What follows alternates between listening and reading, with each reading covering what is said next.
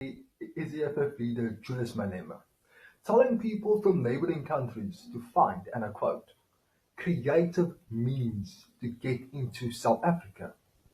He then claims that he is accused of advocating for open border policies, citing that there is no fence separating South Africa and its neighbors.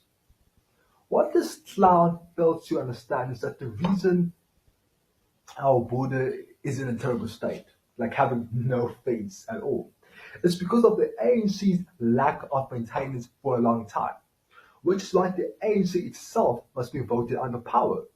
And what Malema also fails to understand is that there are that there is a reason for borders to exist.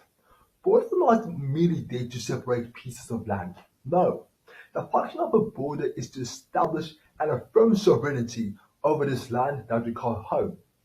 It is to let the world know that we are a country with independent jurisdiction over our own affairs. A border is also a security mechanism that is vital to deter and to prevent possible dangers to national security from entering our country. So, Julius Malema, without proper borders, a country is at risk of allowing criminals, of allowing drugs, counterfeit goods, stolen goods, and terrorists into the country. Just a year ago, there was an uprising in Mozambique, neighboring Mozambique. And there was a high danger, very high danger of that uprising spilling into South Africa. In fact, during that period, there were several illegal crossings that took place and were recorded. I've not even touched on what travels out of the country.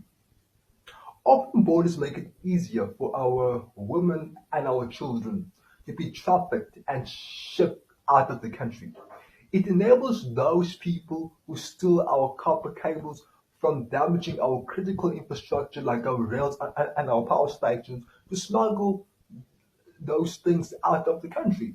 It allows criminals from South Africa, I'm talking about rapists, I'm talking about murderers, terrorists, or whatever, to flee and to never be found again. That is the risk.